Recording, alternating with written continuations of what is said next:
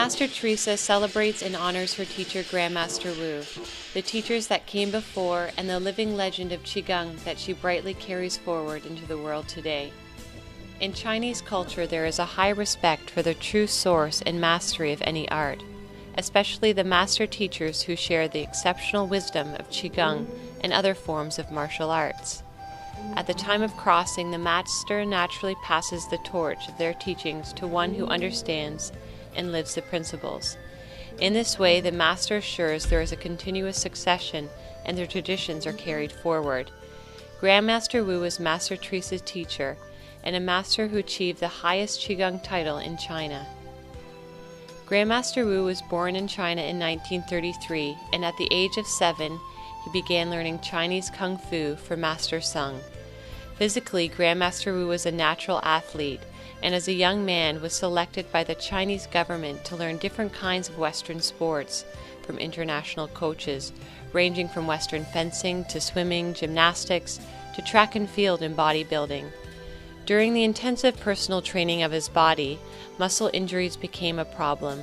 For that reason, his interest expanded into how to use Qigong energy to self-heal his own injuries and clear up all the aches and pains in his body.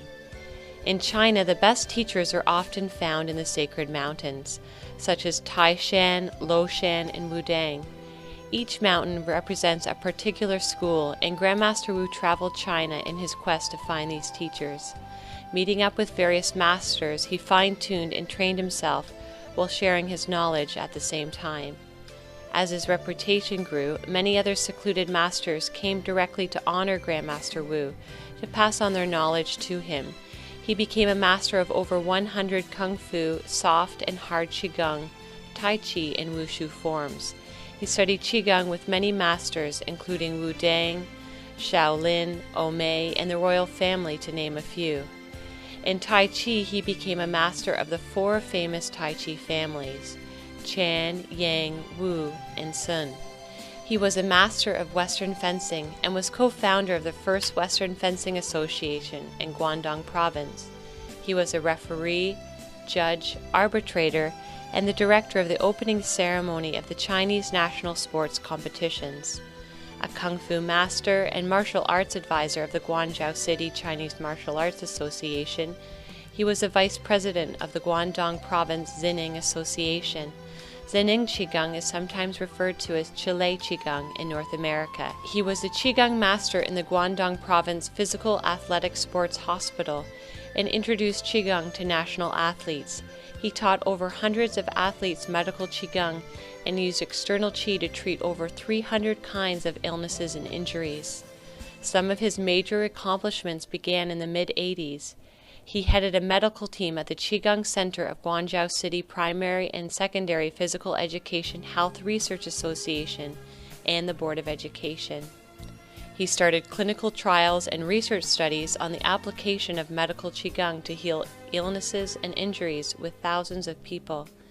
Master Wu was incredibly dedicated to his community and involved in educational work for over 36 years, doing as much of his work for the Board of Education.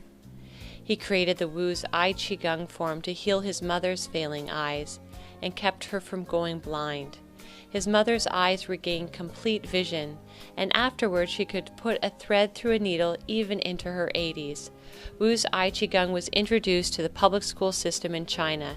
From 1990 to 1992, Master Wu led a 100-person medical team to perform a 3-year repetitive scientific research study on 4,000 people to use Wu's Eye Qigong to heal eye problems. Wu's Eye Qigong has proven to have a 90% success rate and was introduced throughout China to physicians and educators. His Eye Qigong received many honors and awards.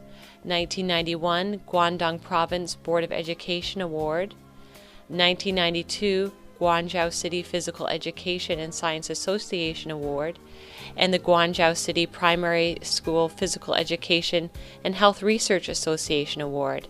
To this day, throughout China, the children in schools maintain a daily eye routine exercise thanks to Master Wu. His medical research was published, including Qigong theses. the use of Qigong to prevent myopia, and the use of Qigong 311 clinical cases and diseases.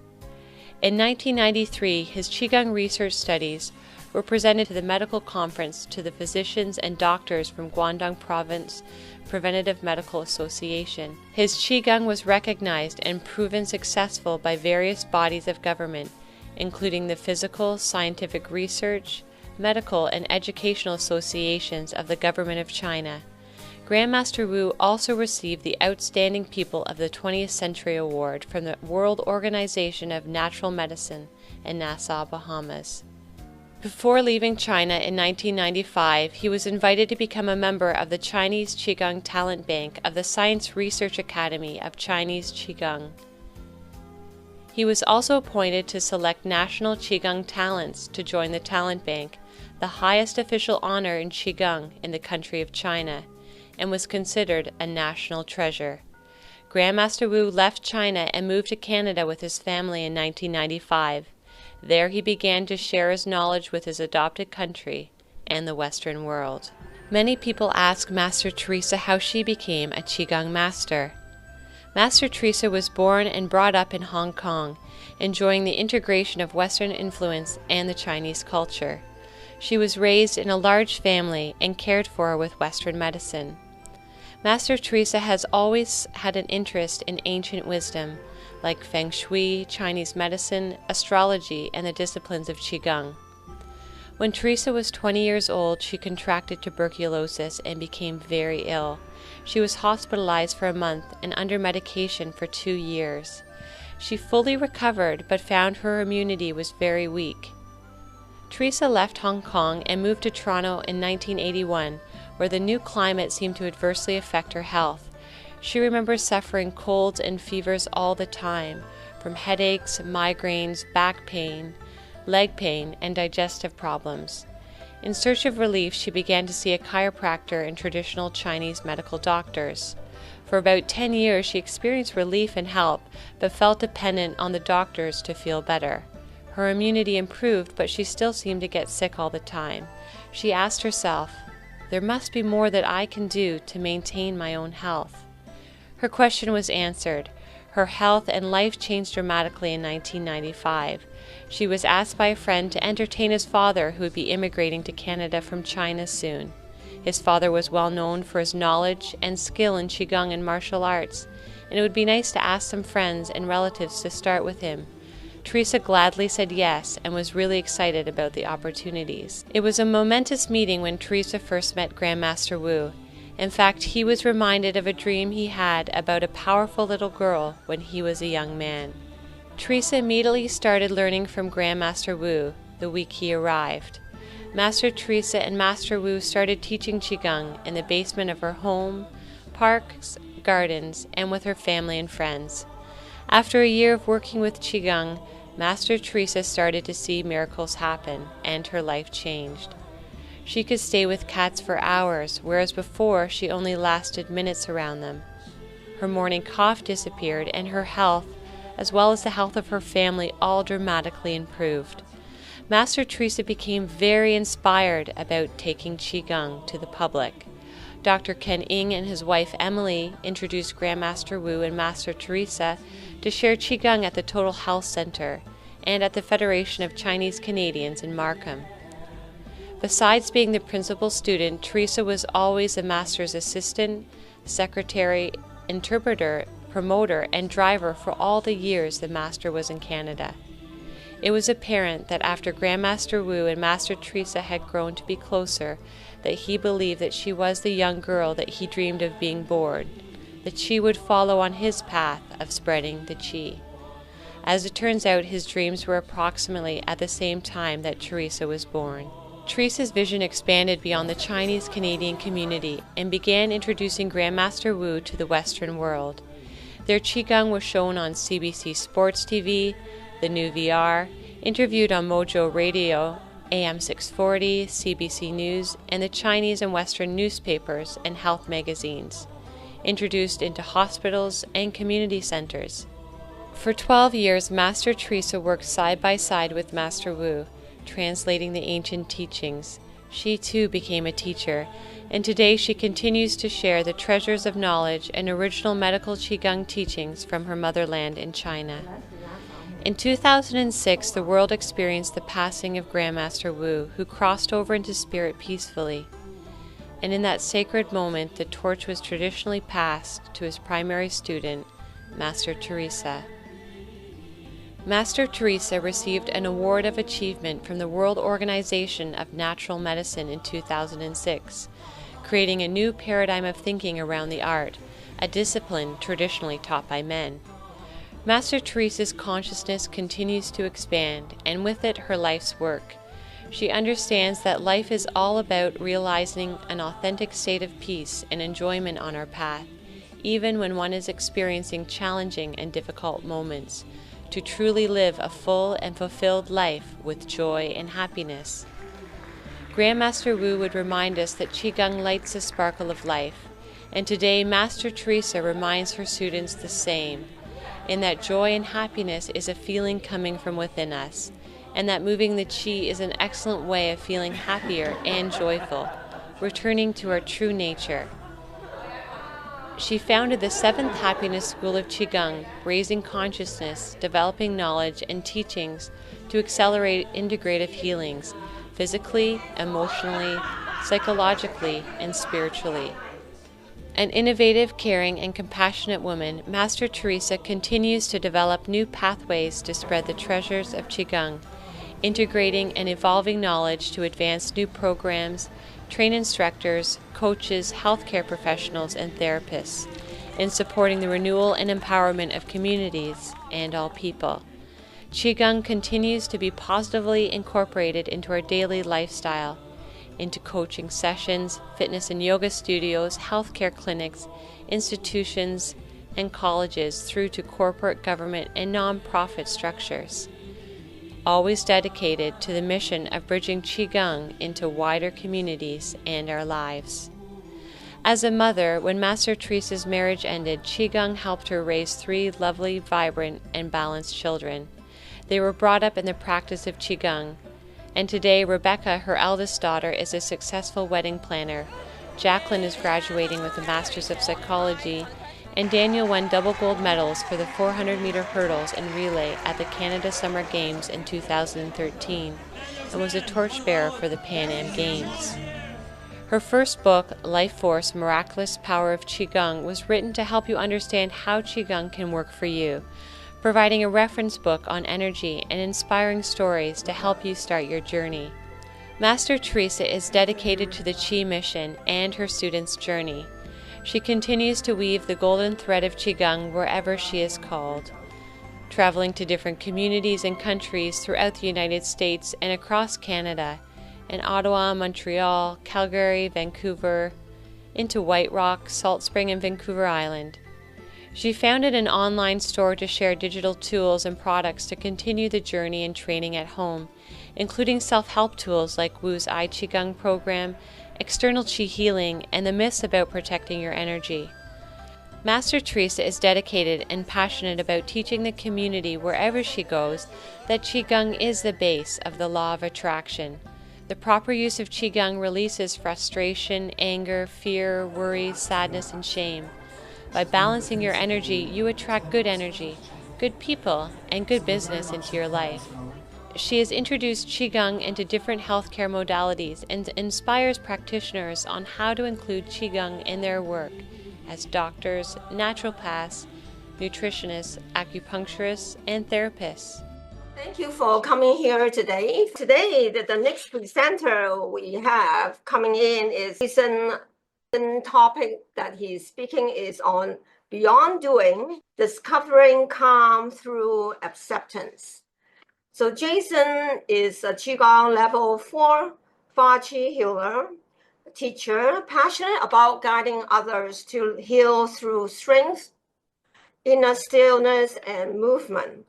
With a deep respect for martial arts, he helps students reconnect with their bodies, release emotional tension, and discover the freedom that comes through mindful energy work. His goal is to enlighten everyone who likes to help themselves and others with distant healing. So believe it or not, he is a very good healer. So he has studied diligently, I would say getting 10 years now practicing and keep coming back to Qigong. I'm sure with his help, he will make the world a better place. So let's welcome Jason. Jason's last name is a little bit challenging for me to say. Well, thank you. It's nice to see everybody, some familiar faces there. Um, I get really nervous talking, so this is a challenge for me. We can kind of see it in action if I freeze or not. I got into Qigong, and I think I was like 8, 9, or 10 or something. The parents used to watch these kung fu films, you know, where the guys would run across the rooftops and stuff. And then I would save my allowance money when I got it, and I would go buy these Inside Kung Fu magazines, and then I would just follow the pictures, even though there's nothing moving or anything, no cell phones or anything to watch or computers at that time. I would just follow the pictures, and I'd be like, "Wow, I can feel chi." And then I got away from it for I don't know until I was like 20, 21 or so. My life was really low, and I was pretty much manic then. Was like, it's one of those life-changing moments. What am I doing with my life? And I just went and bought another Inside Kung Fu magazine, and the first page that opened up was come to the Wudang Mountains. And so, it was like 7 months later, I was off and I went and studied in the mountains. And it was like, I think I practiced every day with the material that they sent me. I practiced every day until that, like, till the sessions in China. And it was phenomenal. But as the years went by, because I love traveling, I went to Portland, Oregon, Hawaii. I went a bunch of places to study, and I realized, it's like I had a ton of growth to do, and I learned a lot from a lot of places. And one of the things I constantly see is that we're not always taught by like our parents or anything like that. It's not in the schools taught how to deal with our emotions, how to allow them, how to just let them be there because our emotions are there, but they're not going to hurt us. So for many years, I had like this ghost inside me from my manic depression. And it was like that visitor that comes over, that friend that doesn't leave, even though you say you're tired. And it was just like, and I just had to keep allowing it, keep allowing it. And it took years, but it was like, it just went. And I just found that the more freedom I give my emotions to just be inside me, and not without challenges, just like for me talking in front of people, um, the more freedom you give your emotions, the more freedom you have from your emotions. So it's like if you try and get your kid or any kid, if you're babysitting, just sit down on the couch and get them to stay there, they definitely won't stay there. They might for a minute or so. You can try and bribe them. But if you let them run out, they tend to burn out the energy. And that to me, I find that works the best. And if you can find yourself to be rooted, the Qigong masters teach all the time about Qigong and building the Dantian, I find that extremely beneficial as well. Um, I don't know, I'll guide you guys from head to toe to relax. And then I will start sending some healing energy so you guys can experience it. When you guys are ready, relax, allow yourself to breathe. Let the shoulders drop.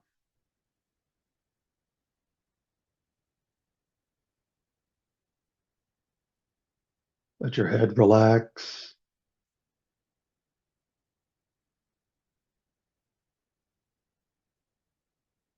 Shoulders relax.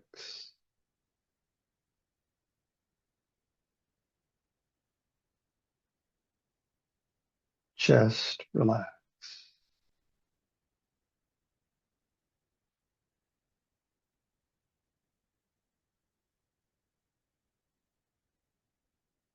Belly, relax.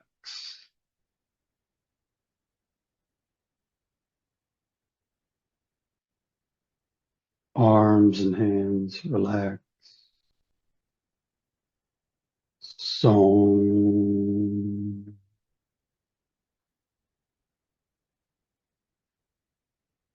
Let your spine be loose, relax.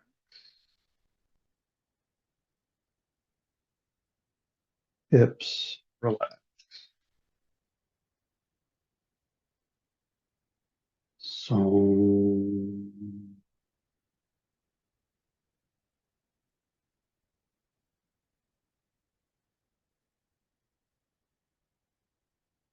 Thighs, relax.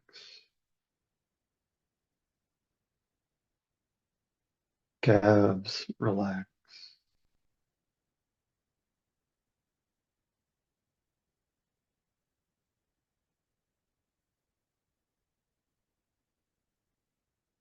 Feet, relax.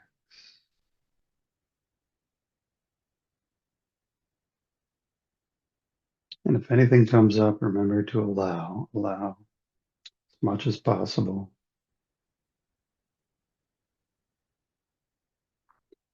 Song.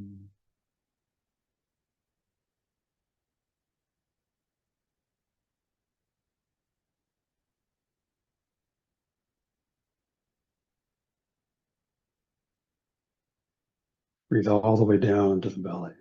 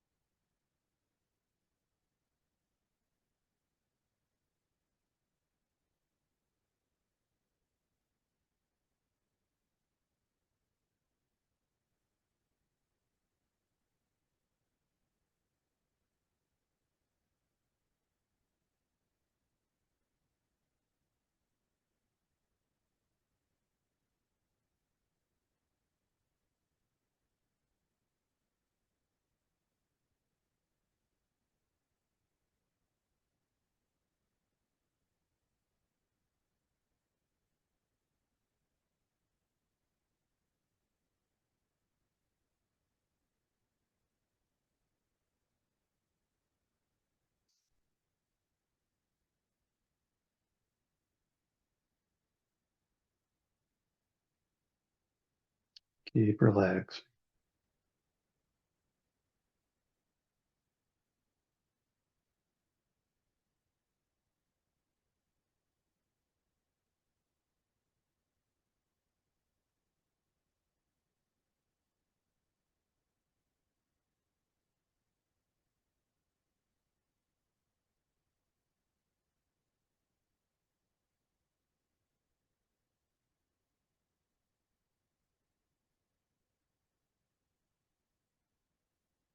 Let your shoulders drop.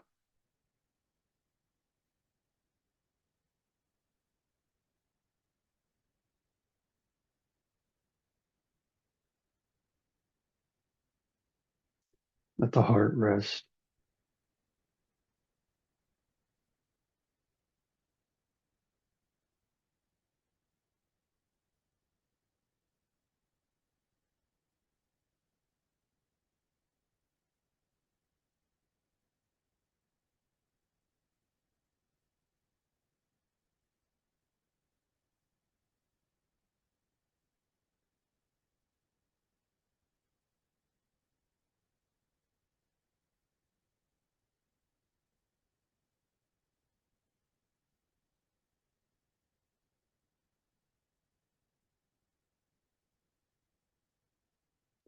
And when you're ready, you can open your eyes.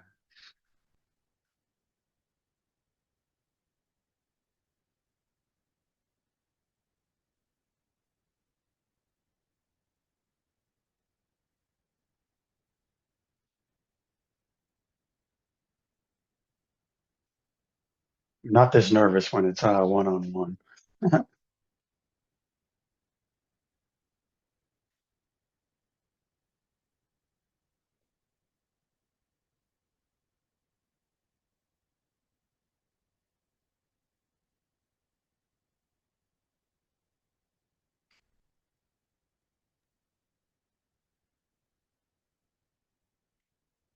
It's nice. It's nice to come out and relax. It's very nice. But as always, knowing the path and walking the path are two different things. Thank you, Jason. So I'd like you to maybe share some experiencing, time that you are doing healing on people on online, remote. How do you feel when you are doing that? Sometimes my energy can get quite high. It's really nice.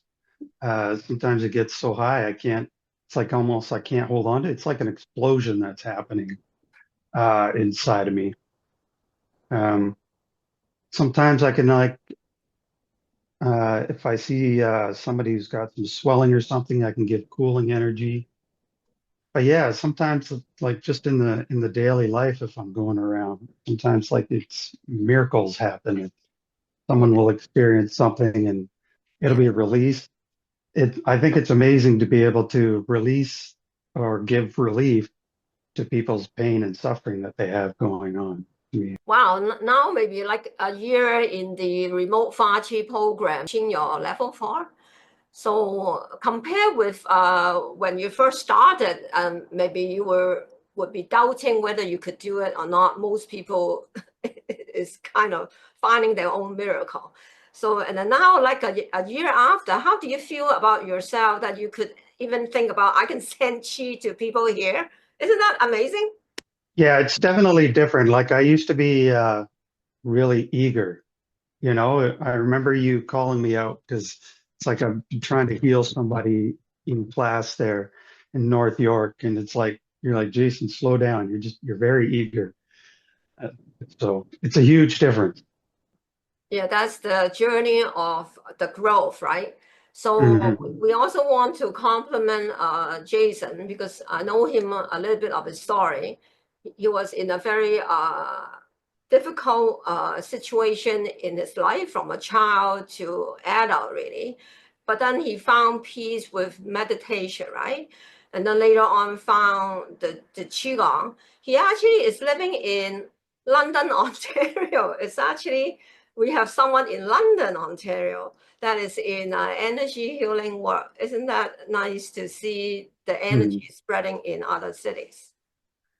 Yeah, I always appreciate you, Master Teresa. I always remember that day that there was a snowstorm and I was the only one that Yes. showed up and I was from out of town.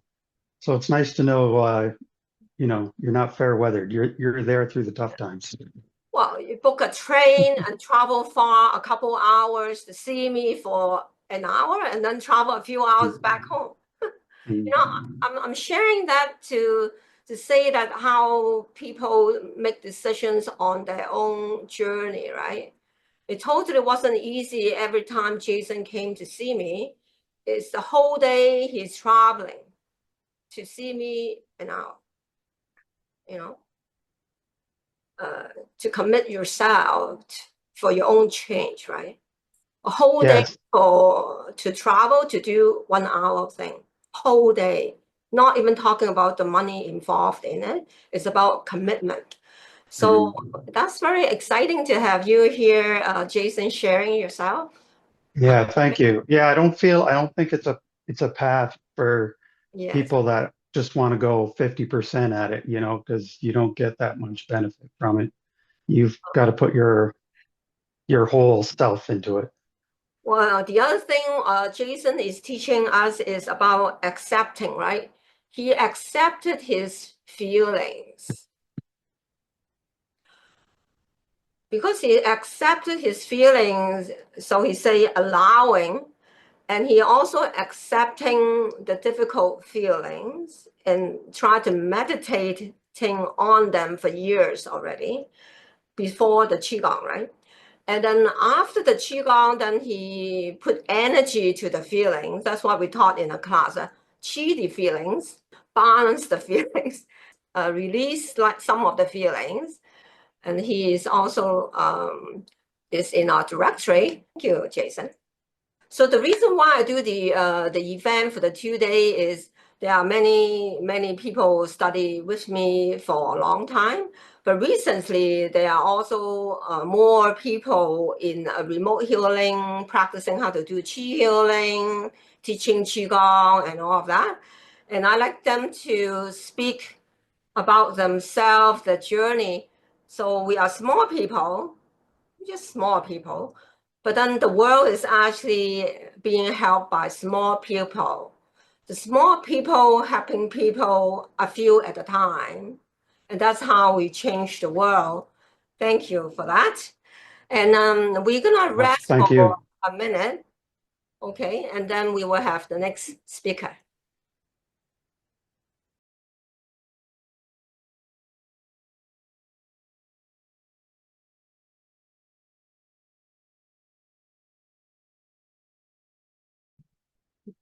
Okay, so welcome back.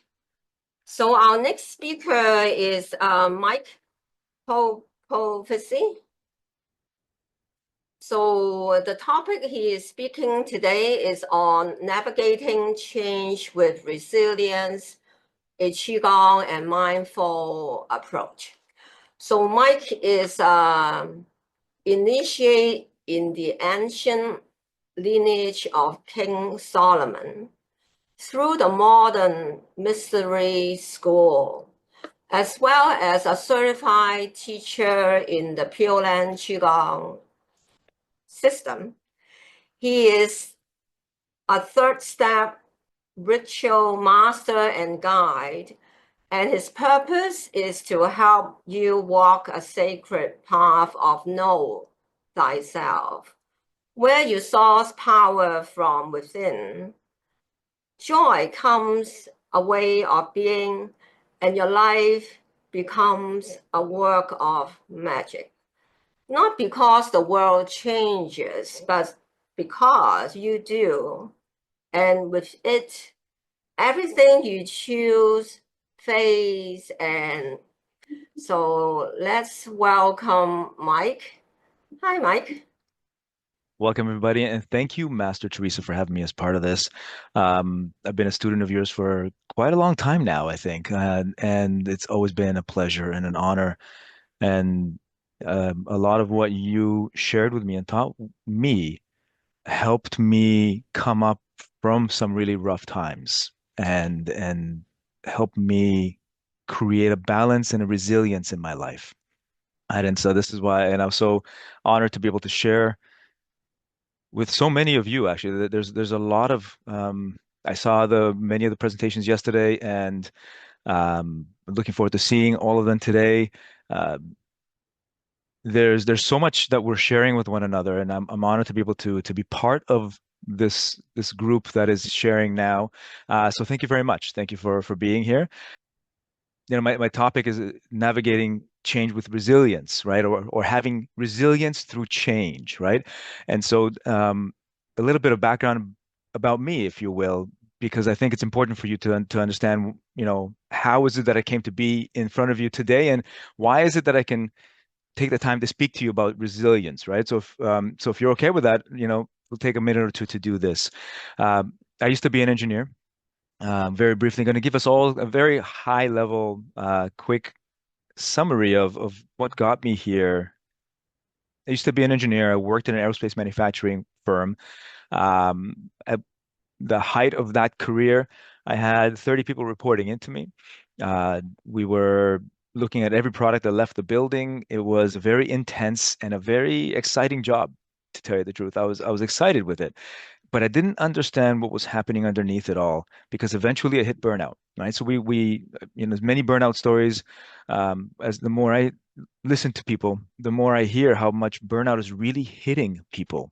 And in that burnout, I found healing, the healing arts. I didn't believe in that before. That to me didn't exist. It was something that was way too out of the ordinary. And I thought, honestly, spirituality was people dancing around the bonfire and not being very effective in life. And I had to learn that that was completely wrong in the most difficult of ways for me to learn. And so I ended up burning out. I ended up falling apart. I ended up deciding to leave that career.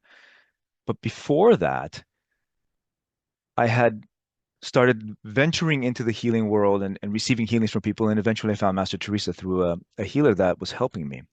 And the Qigong that Master Teresa shared with me really helped me start, uh, really helped me with my tool set to be able to lift my head out of the water. And that started my journey to really unlock the sort of hidden mysteries and esoteric knowledge, the universal understanding of what can help me. And hopefully that can help other people as well.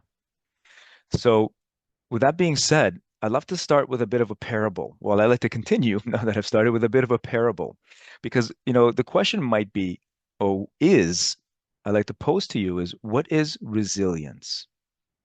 Right? And actually, if you don't mind, I want to hear from you.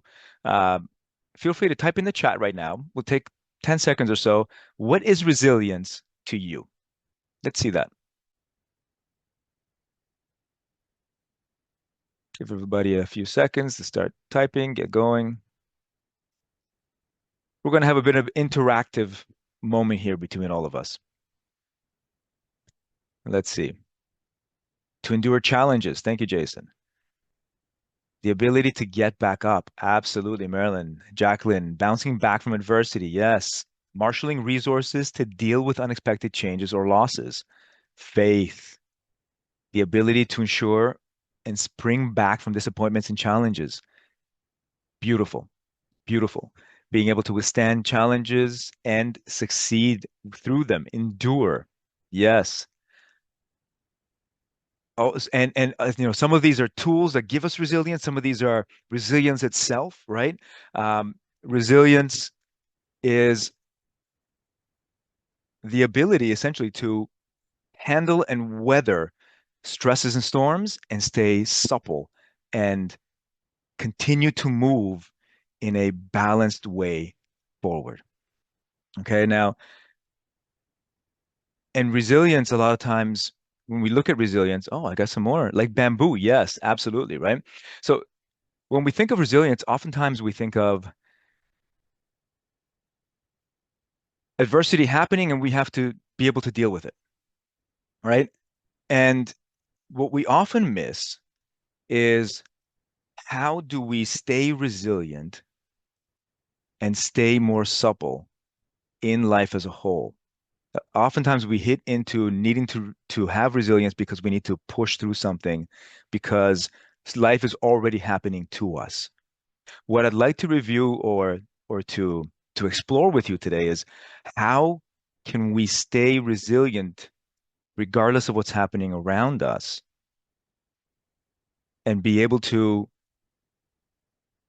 well, to be able to live with balance, because resilience comes from balance. I'm going to share a little story with you first because I want to kind of put a little context to it. All right. So if you guys ready, I'm going to hear a story. All right. And this is a story of the three little bamboo shoots. Okay. And the three little bamboo shoots were growing in a forest, and there was no other bamboo around them. They didn't know how they got to where they were, but they know that they're, three siblings right now, and they know their job is to grow up towards the sun. And they're looking around, trying to find examples because there's no other bamboo around them to give them an example of how they need to grow to be successful. And so they look around and they see many tall redwood trees. So one of the bamboo siblings says, I'm going to grow like the redwood. Look how strong and firm they are. And they just move upward like nothing is in their way. They seem to continuously just do that. I'm going to go like them. I'm going to be strong and firm and fierce.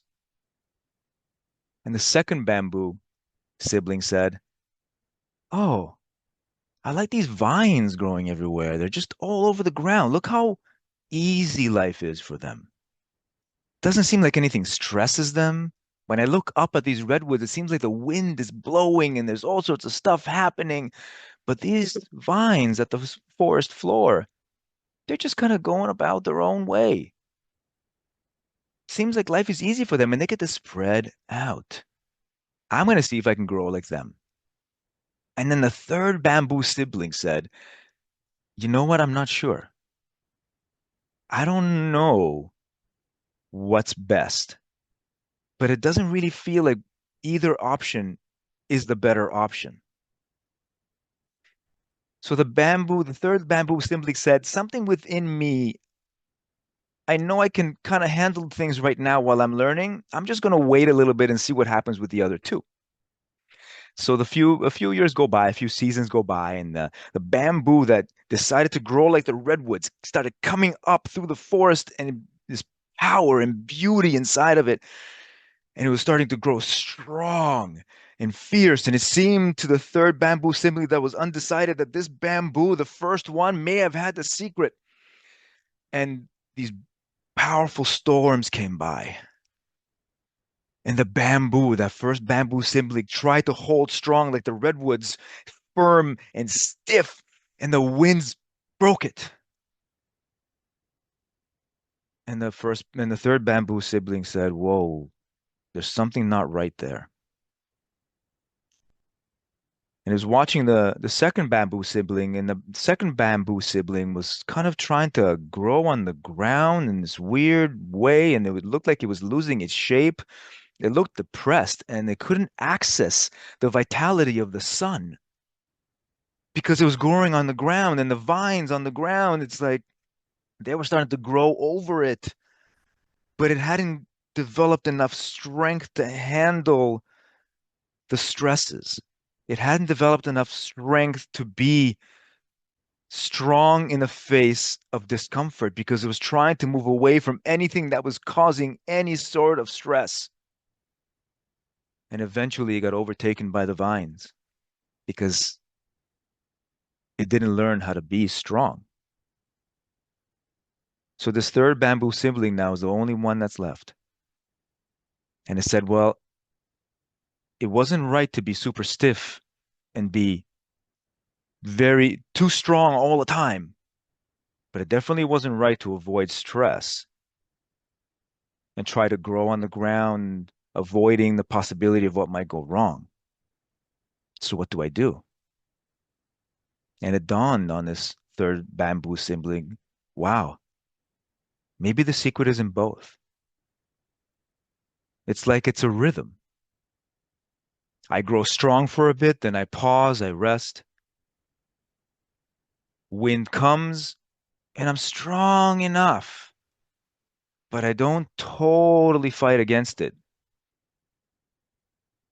And it tried a few seasons of that. And it realized that as long as it kept its intention to go up towards the top of the canopy and into the sun, where it gets the full exposure to the sun, as long as it did that and it bowed and moved to allow for whatever came at it, it was able to grow taller than the rest of the trees and find its strength.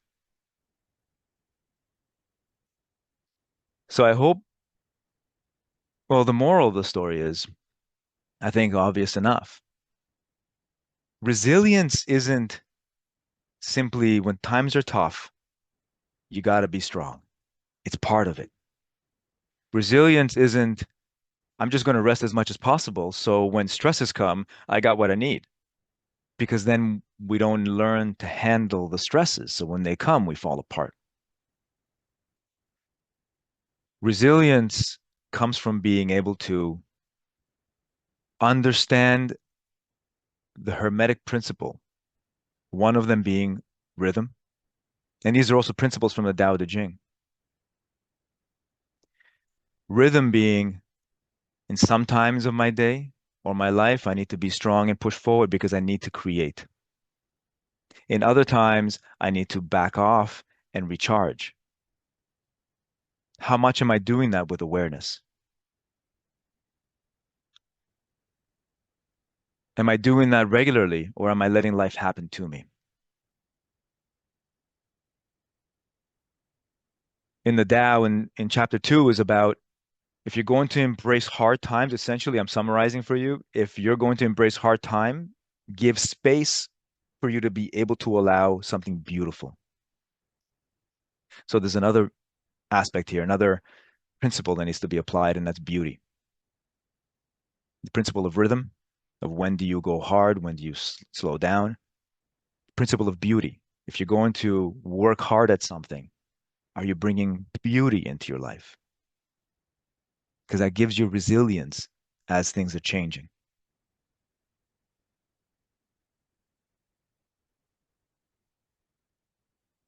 In chapter 8 in the Tao Te Ching, it's also about being able to adjust and move with what comes to you. You have your North Star, but you have to be able to be flexible. So what gives you that flexibility? Well, in mindset, it's kind of easy to think about it. And you might be listening to me and say, yeah, this all makes sense. I know this stuff. But if you were to pause right now and listen with your heart, I'm going to invite us all actually right now to close your eyes, if you will, and take a couple of clearing breaths.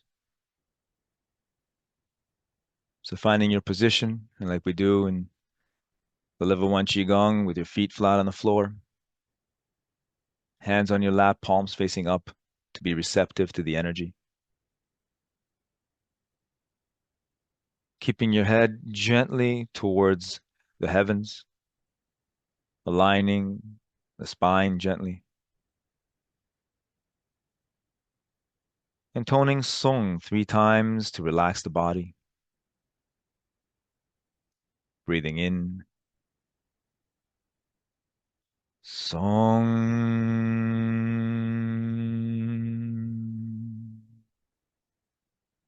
Breathing in. Song.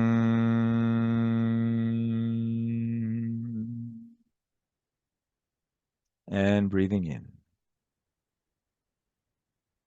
Song.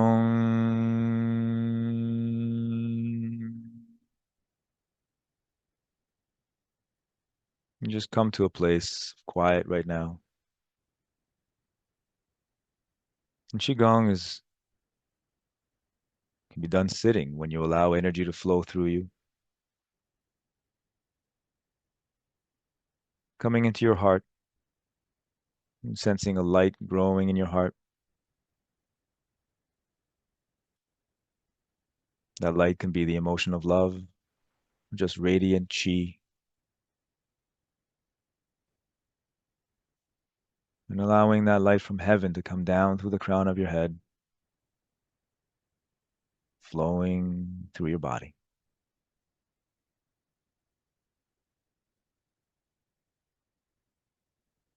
Allowing also that light of Mother Earth, the yin energy, to come up through your body.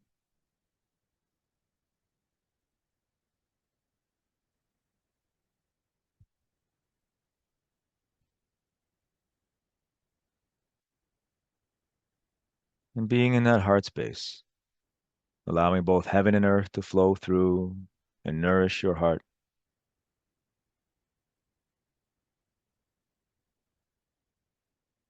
I'm going to explore 2 questions with you and allow whatever the first answer is that is important. Simply allow.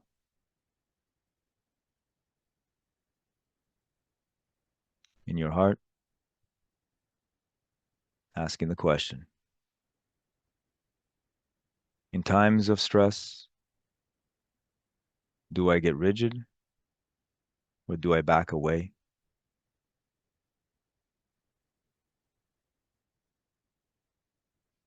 First answer that comes through.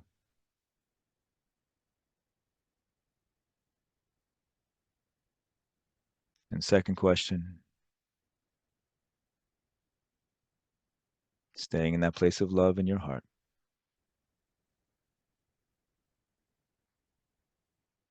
In times of stress, how do I actively bring balance and beauty as I seek to achieve?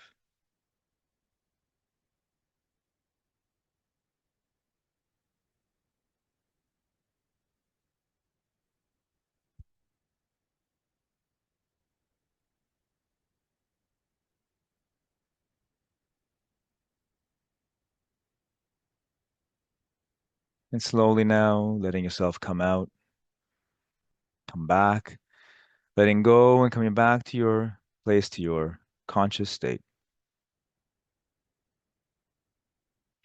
Taking a big breath in, perhaps even rubbing your hands and then brushing your face to wake up over the top of your head.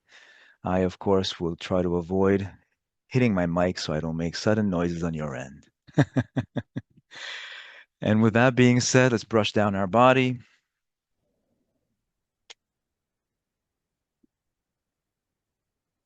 And settle back in. There's a lot to cover when it comes to resilience. But if I can leave you with a couple of principles, is how do you honor the principle of rhythm, which is one of the universal Hermetic principles? How do you honor beauty? And how do you make sure to not over push? And how do you also make sure that you don't avoid? And keep yourself in that beautiful, resilient zone of being. Much love, everybody. And as always, we bow. Thank you, Mike. Thank you. Thank you, Master Teresa. Yes, it's wonderful to see, see your growth, see your change. Wow, we've been like, I think 10 years already. Okay, thank you. Yeah.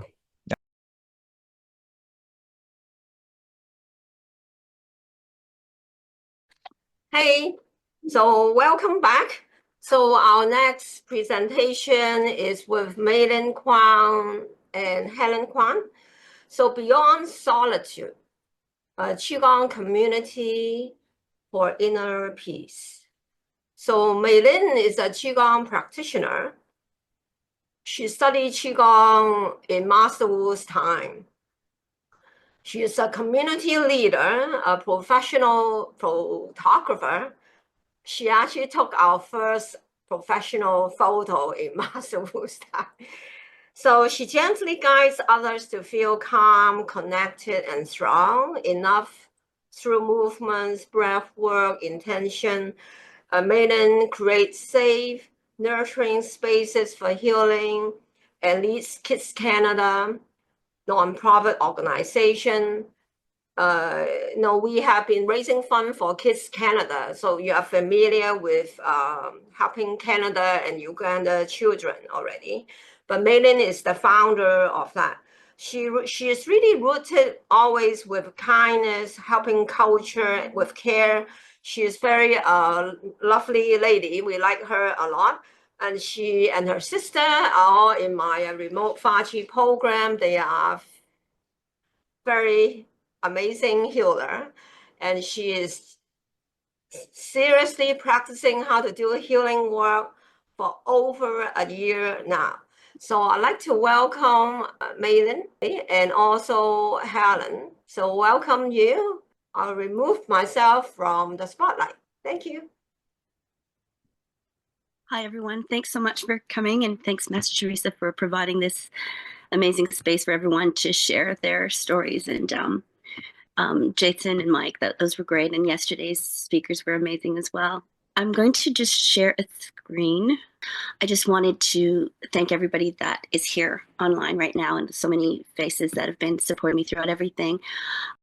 Traditional Chinese method of healing that uses breath work, meditation, and gentle Tai Chi movements. And when we think about Qi Gong, we often think it's something that we do alone. And for the most part, it is a lot of inner work and peace work. I have been with Master Teresa for over 20 years, and sadly, I've just been in and out, and I really regret that I didn't take advantage of when Master Wu was here. But Master Teresa somehow intuitively knows when I need to pop back into the Qigong community again. So during COVID, she popped back in again and pulled me in, and this time she worked on me so that I stayed in, and I don't regret that. It's been amazing. So in terms of the work that we do, a lot of times we think of meditation, like I said before, that it's something that we do alone. But as you slowly move forward, you realize that it's not, that there's a big part of it has a lot to do with the community that you surround yourself with. And Master Teresa has been instrumental in providing so many opportunities and containers for all of us to gather, all these like-minded people. And what I found wonderful about this is that when we are doing support work and community work, we don't realize that we don't take care of ourselves. And like Mike said, we were just always constantly pushing hard, pushing forward, and then we burn out. And then we're too afraid to reach out to other people because of our ego, because of our pride, because of our culture. So what has been wonderful in these containers that Master Teresa has provided, this Qigong community, is that everyone's coming from so many different walks of life. Everyone has their own challenges and journeys that they've had, but they're all so supportive. So when I come in to these sessions, I find that I'm not alone. I feel the positive energy of everyone and so supported. And I think that's what we forget to do. We forget to support the people out there doing the work. So now I'm more conscious of all the people that are supporting me and so that are supporting other people in the area, so that all of you here that's here online right now have shown me, and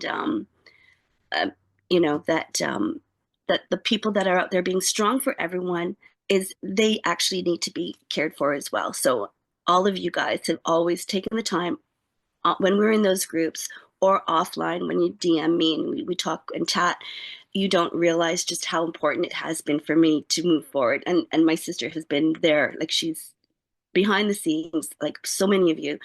And I just want to make sure that everyone understands that whatever you see that I'm doing, I could not do it without all of you supporting me. Like, I'm just so grateful for all of you.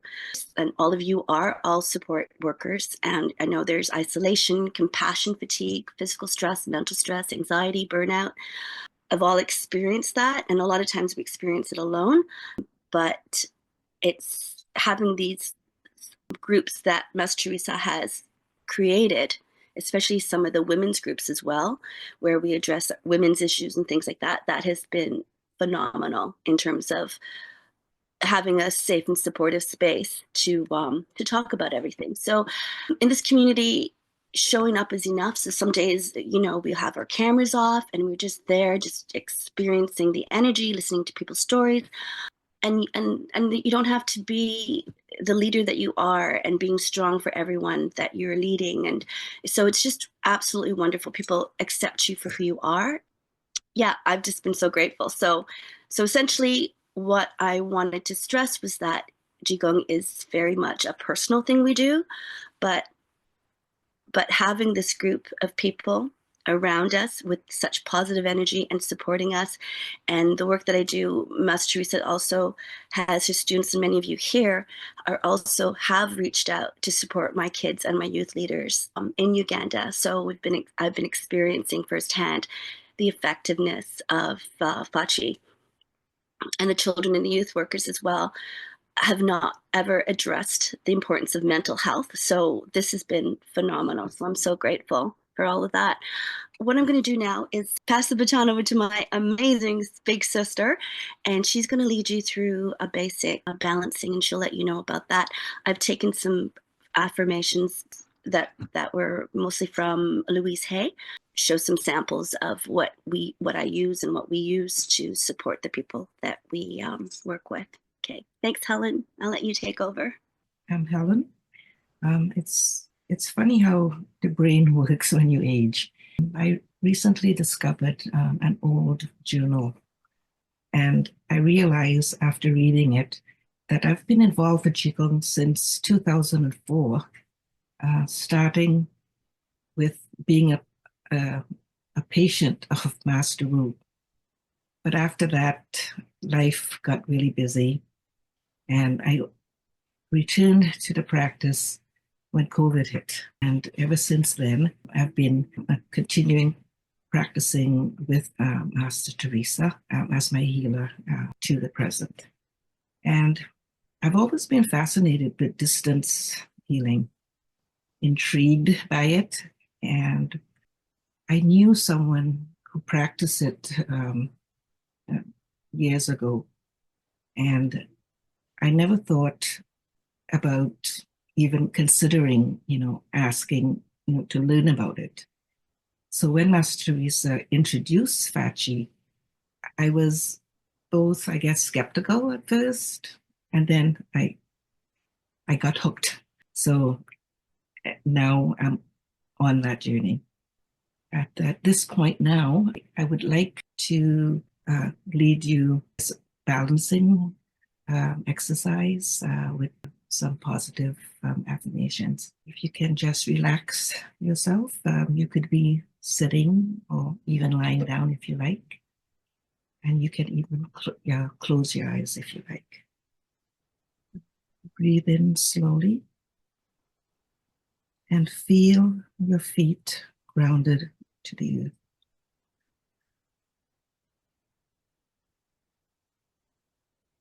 Hold that breath gently, like you are holding a single light in your hands.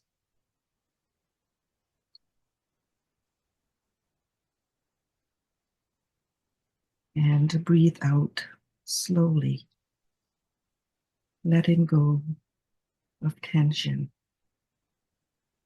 fear, and hurry. Feel yourself supported, safe, connected. You are exactly where you need to be.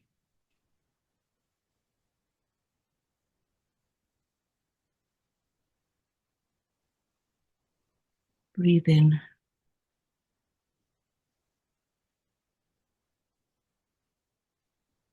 Breathe out.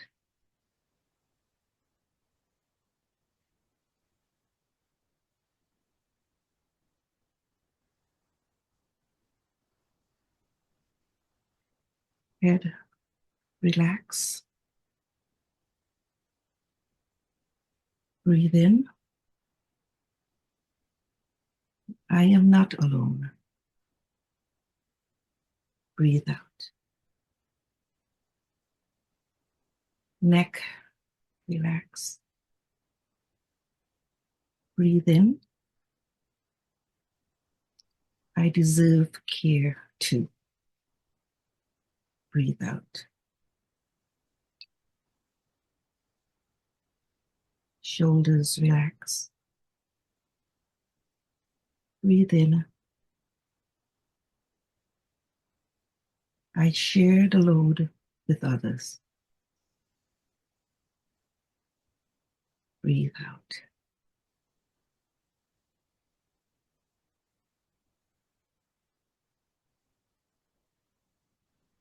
Arms, fingers, elbows, wrist.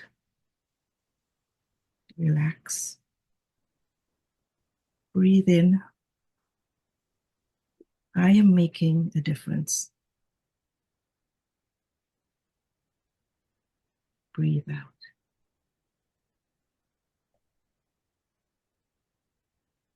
Chest, relax. Breathe in. I am worthy of kindness. Breathe out.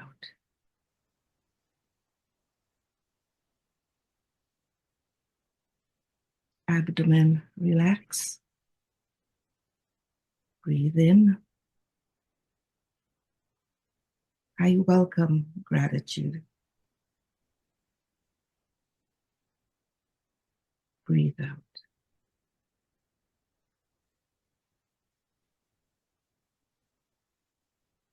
Back, relax. Breathe in. I am strong, but can ask for help. Breathe out.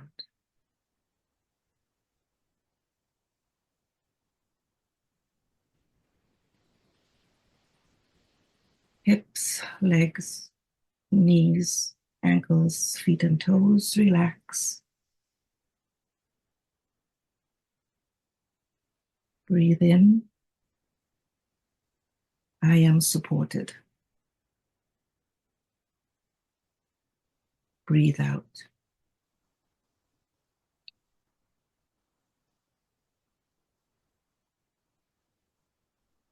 Whole body relax.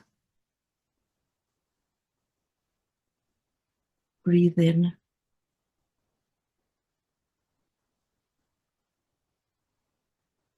My work matters. Breathe out. Whole body relax. Breathe in. I have my limits. Breathe out. Whole body relax. Breathe in.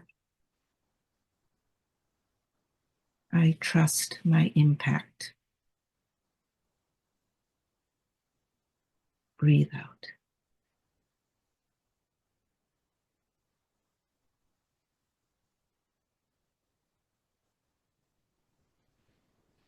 Gently take gently take your right hand and put it just by your navel, and your left hand on top, and the men, your left hand on your navel and your right hand on top.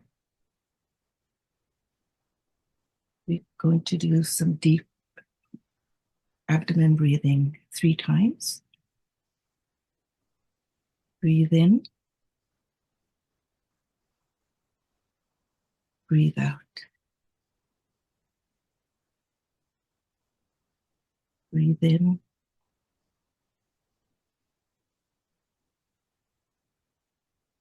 Breathe out.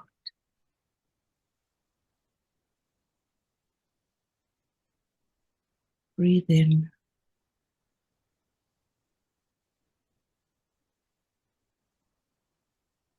Breathe out.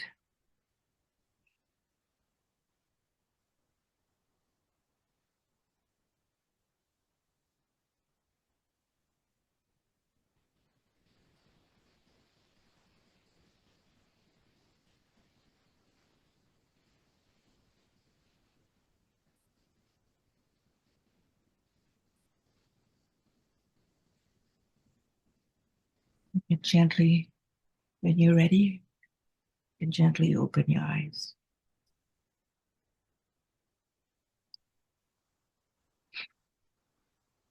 Thank you.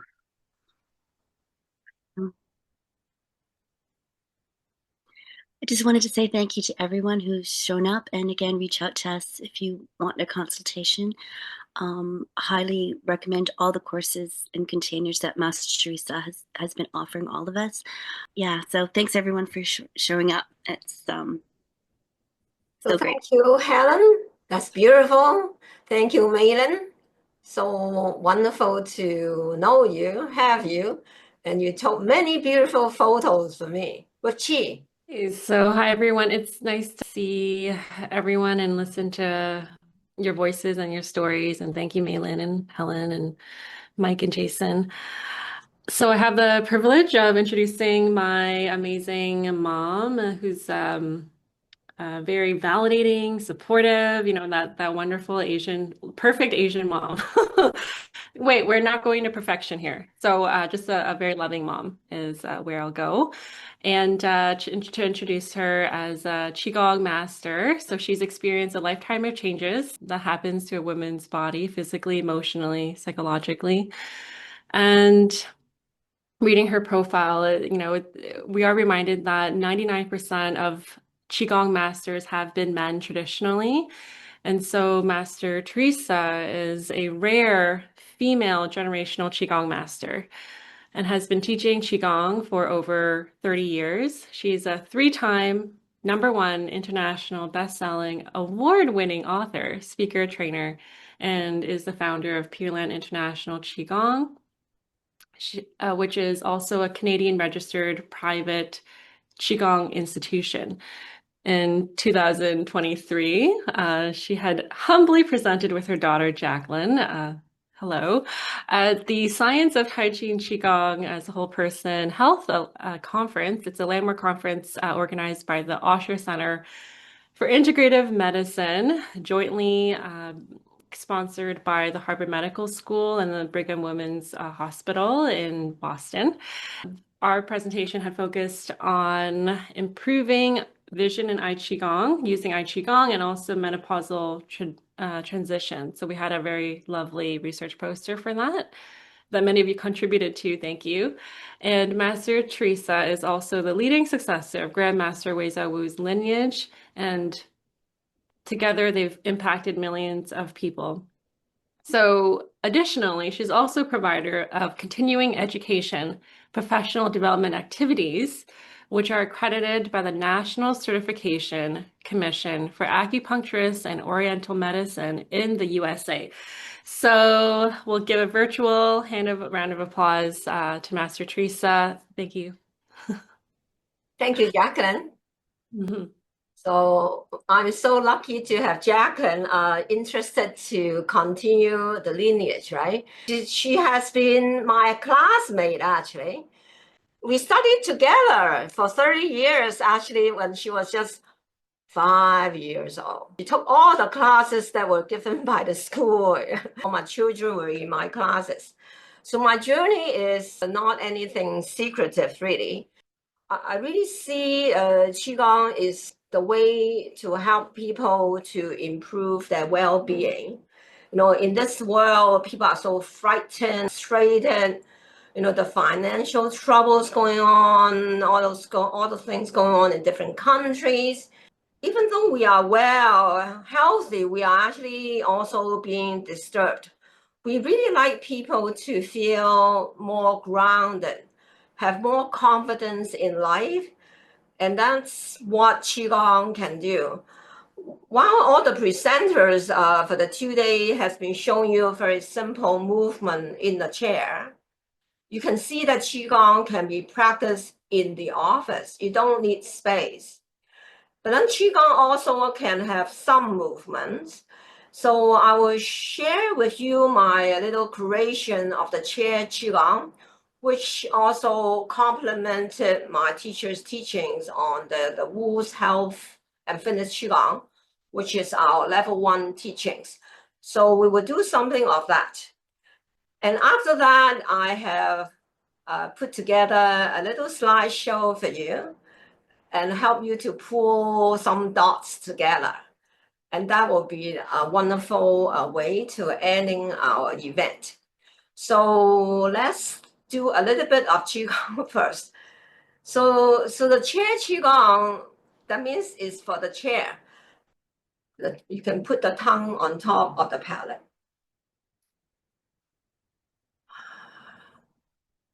Breathe in, breathe out. Song. Breathe in, breathe out. Song. Breathe in, breathe out. Song. Let us think about doing a release. So you may have stresses around you in your life or family, and it's in your mind. You can think about releasing them right now. When you breathe in, breathe out, think about, I want to let them go. So think for a second.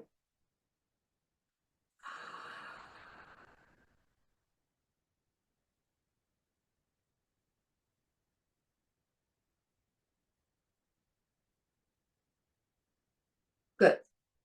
So we will feel some qi. This is a popular movement we have been teaching 30 years, started from Toronto. It's opening the hand, closing the hand.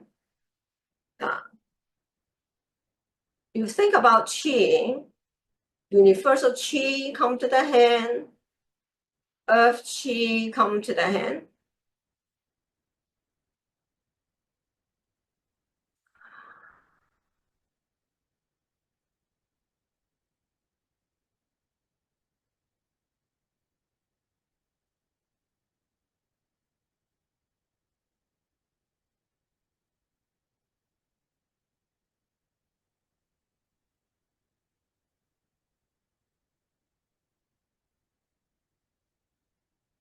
So some of you, of course, feel energy in your hand.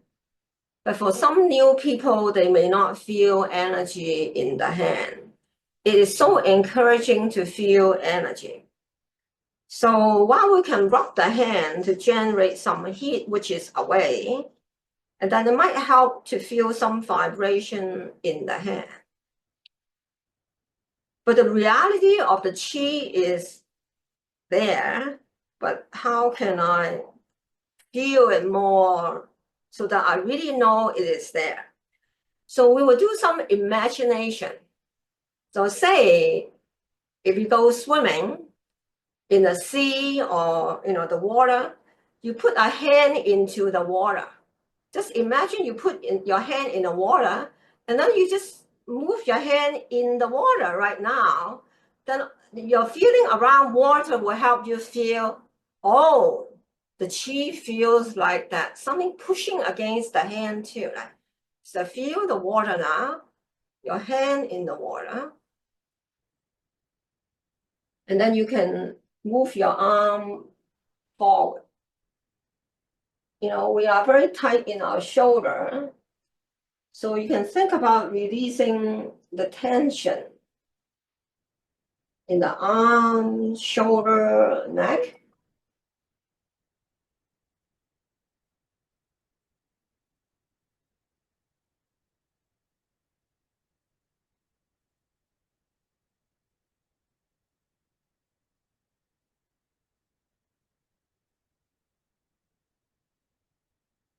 So rest arms on the left for a moment.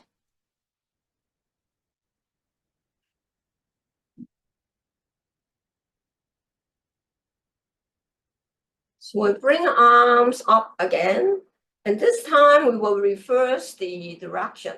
It's bringing the hand towards yourself, and then you can think about, I'm healing, sending me qi.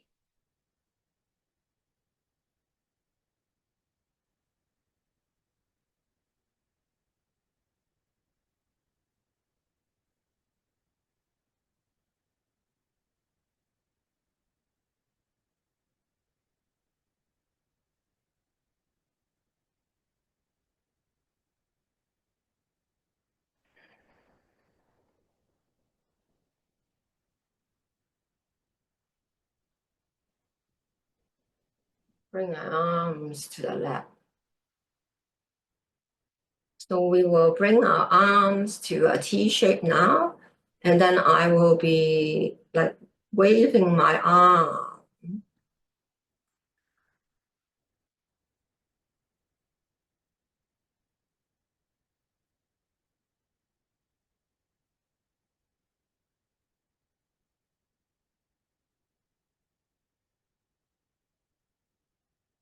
You can do as much as you want.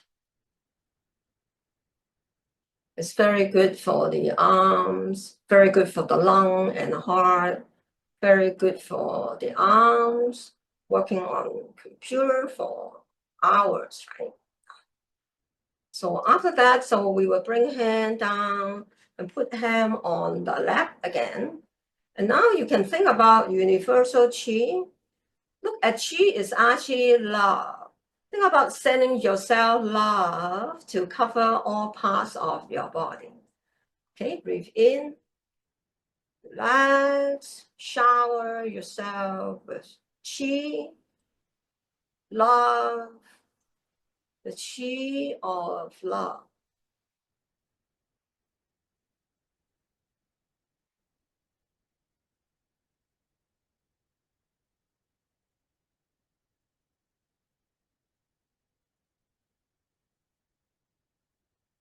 So we have one movement for you more is about helping the lower back.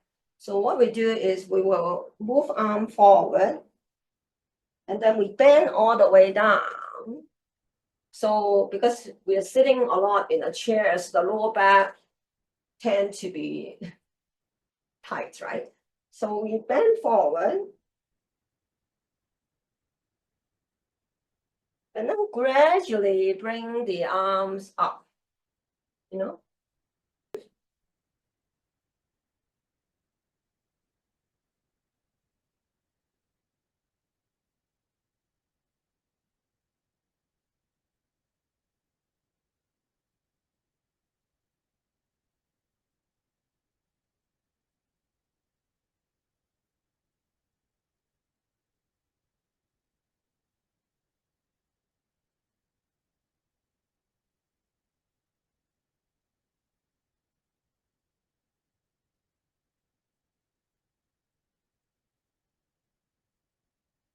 In some,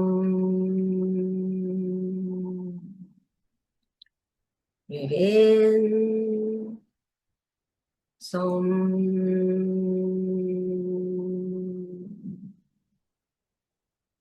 thank you. Okay.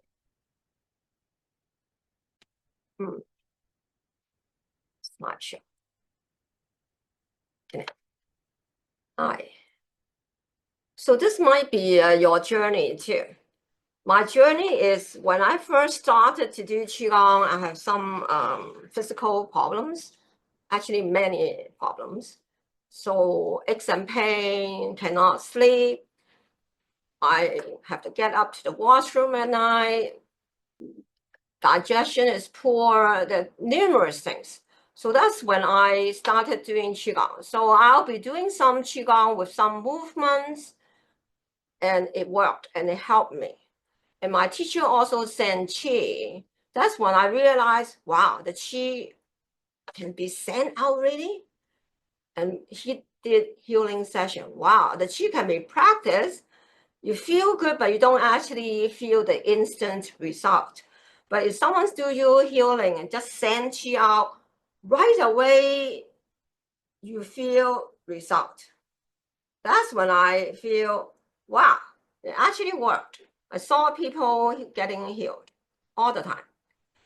So the second thing later on after the physical issues, then I look at what about my feelings?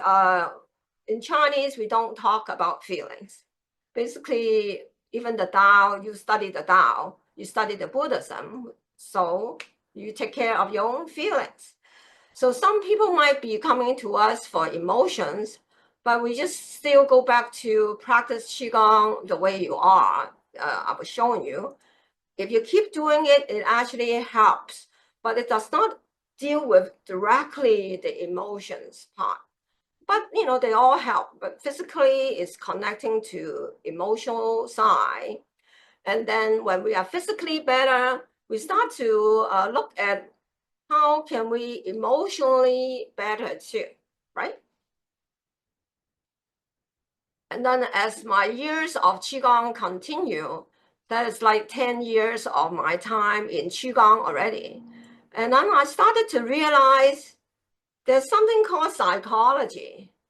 And what is psychology? I actually don't know psychology before. So after my teacher crossed, well, that was in 2006. So I have no teacher. Then I started to study everything around in the world, really. And then realized there's something called belief system, and it's very special how we are connecting to our psychology. But then Qigong do not really deal with psychology side, nor the emotion side. Basically, people are practicing a different Qigong for different things. So there are not much growth in the emotional and the psychological side, which draw me to check it out. So I was, really looking at these things, studying it all my life. So, and I realized as a woman's body, how come a woman has breast cancer, right?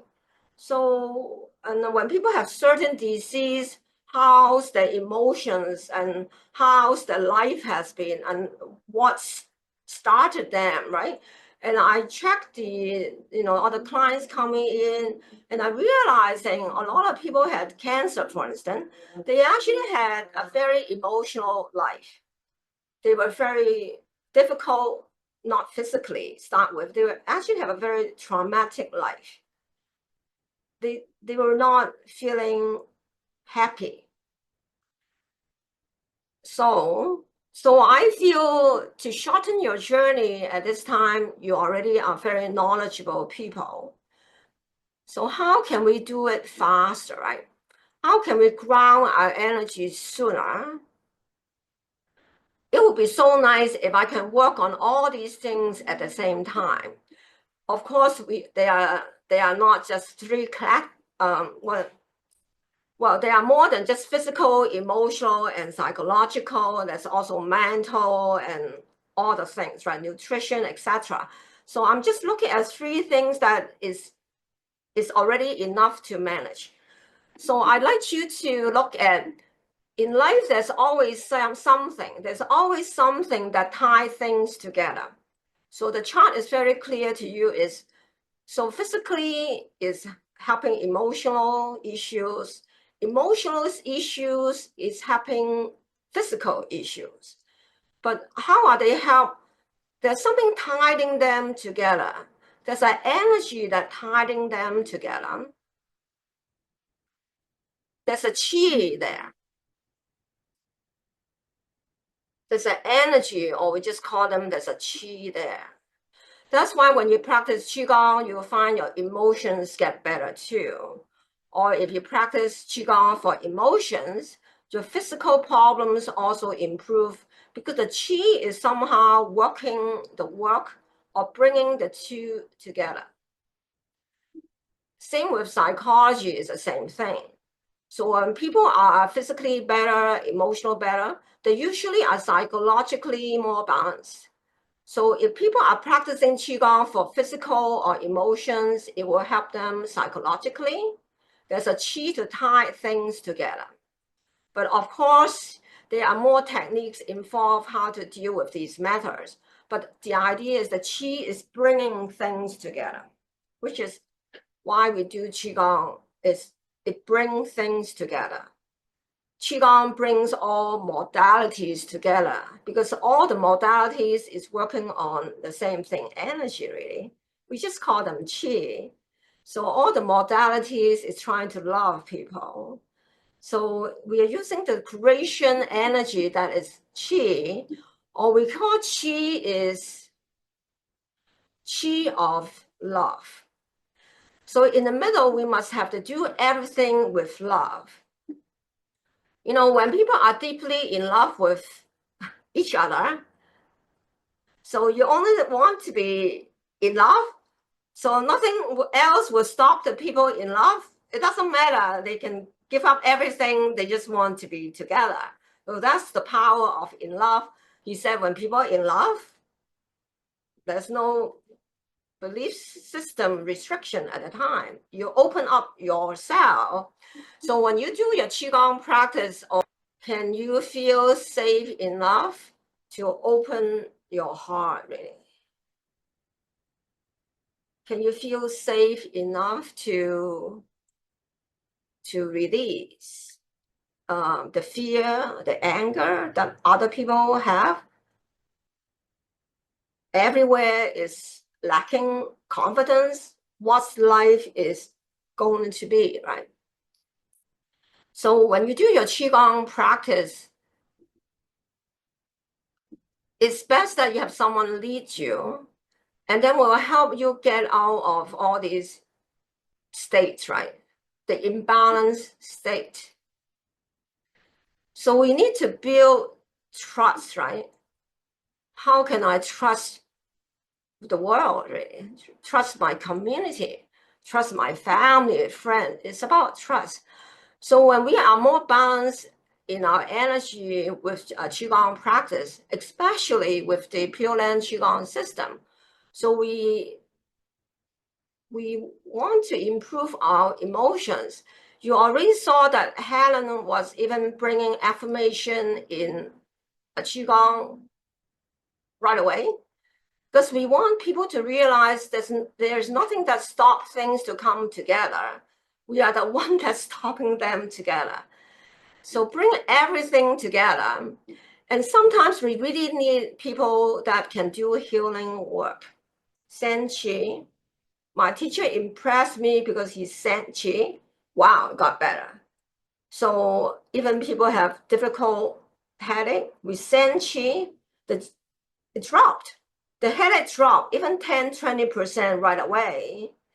So we are leading by examples, and it's so important to demonstrate. And then we want practitioners that can learn and send Qi to demonstrate the Qi actually works. But for yourself, if you just start thinking about it, is love, right? You love yourself. So I also had the heart Qigong practice that I put together, and it is helping you to balance belief system. Belief system is linking to the subconscious mind work. So in the book of the belief system, A Biology of Belief by Bruce Lipton, so he also talked about a psyche practice that Jacqueline is a practitioner for it, and I also study it. So there are different ways of life that can balance belief system, like Jill Fisher yesterday, she is also expert in that. So we understand belief system is whatever I believe, then your body is going to create the reality of what you believe. It's almost like if I believe I will have everything works well in my life, then I don't even worry about what's going on in the world outside, because I think other people may have trouble, but I'll be fine, right? It's about what you believe. You attract what you believe. So I hope you understand that. So to wrap up the day is get a book, Biology of Belief, if you haven't got one. If you want sessions on belief system, we have people for you. So if you want to study the heart Qigong practice that helps pull belief system together, so the book is very intelligently written, and you can get a book. There's a book and a workbook. We also have programs once a year to teach people how to send Qi. It's coming up end of May. There's a Friday and Sunday morning. So check it out. If you want to teach Qigong or someone wants to teach Qigong, we also have 2-day teacher training coming up in October in Toronto, and also brought the program to Nanaimo, British Columbia recently. So thank you for that. And I welcome you to have a free consultation session with me anytime. Thank you. So now we finish. Okay, let's wrap this up. So we want people to have a chance to understand Qigong can make a big difference in our life. And I like people to look at Qi as love. When we are in love, we're happy, right? In love. So when you practice Qigong, isn't it nice to think about in love, right? Instead of just practicing Qigong to have more Qi, can you think about, I'm practicing it to get more love? Wow, the feelings change already, isn't it? Oh, get more love. So when you think about giving Qi to yourself, think about, I am giving the Qi of love. Isn't that beautiful?